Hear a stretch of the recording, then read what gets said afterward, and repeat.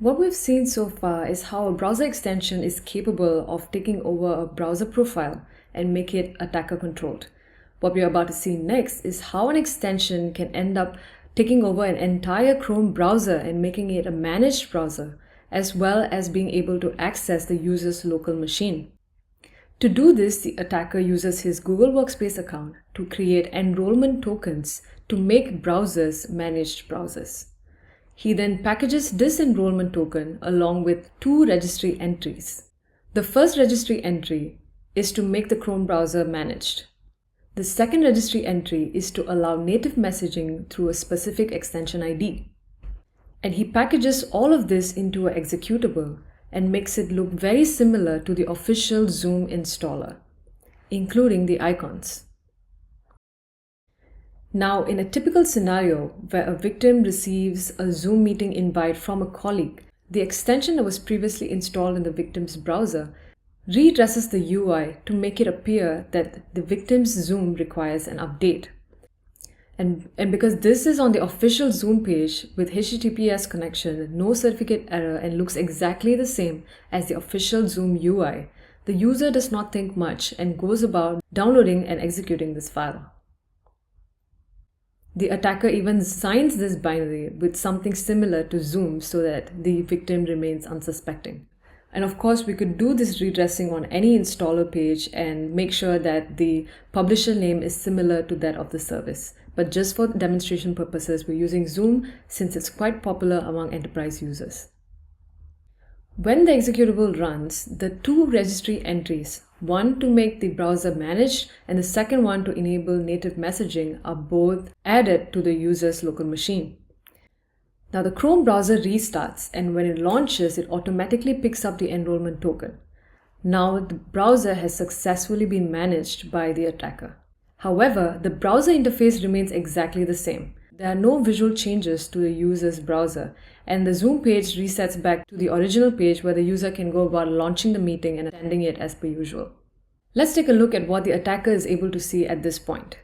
The attacker gets a new log that a browser has been enrolled as a managed browser.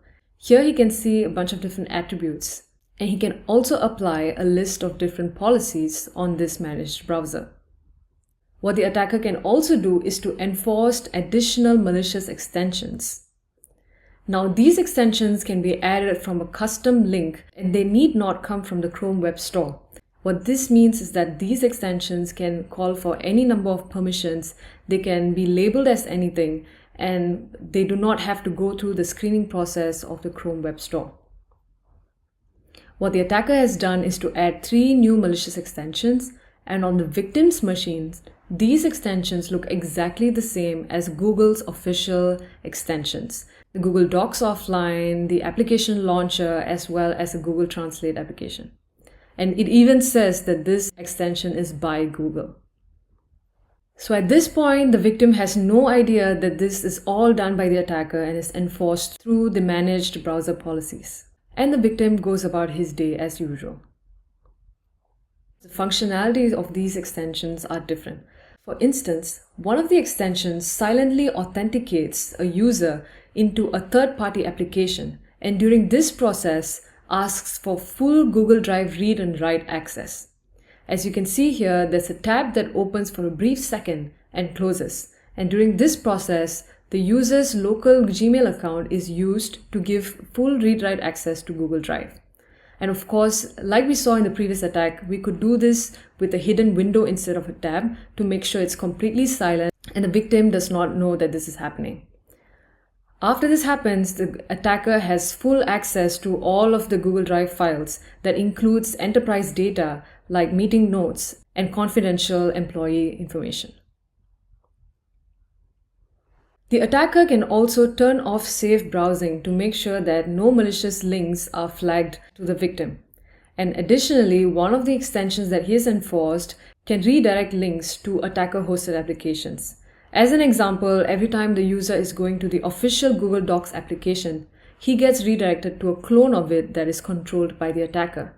Whatever he's typing inside is directly mirrored, and the attacker has full access to all of these data. Now, to make matters worse, the third extension that was enforced is the one that we set up the registry entry for native messaging. And how this happens is that commands are sent to the Chrome extension from the attacker over a WebSocket connection. And the extension then communicates with the local binary, which is the Zoom installer binary, through native messaging. And we permitted this native messaging when we set up the second registry entry on the executable. As you can see, this binary is still running as a subprocess of Chrome. What this allows the attacker to do is to basically run any arbitrary command, and all of the responses will be sent back through the same channel to him.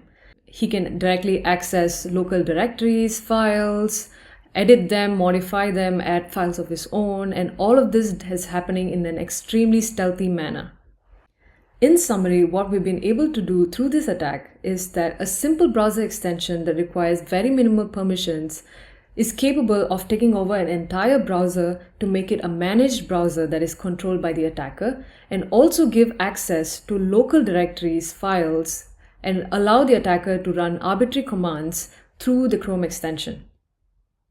This attack will end up exposing a whole lot of enterprise as well as personal data and is of tremendous risk.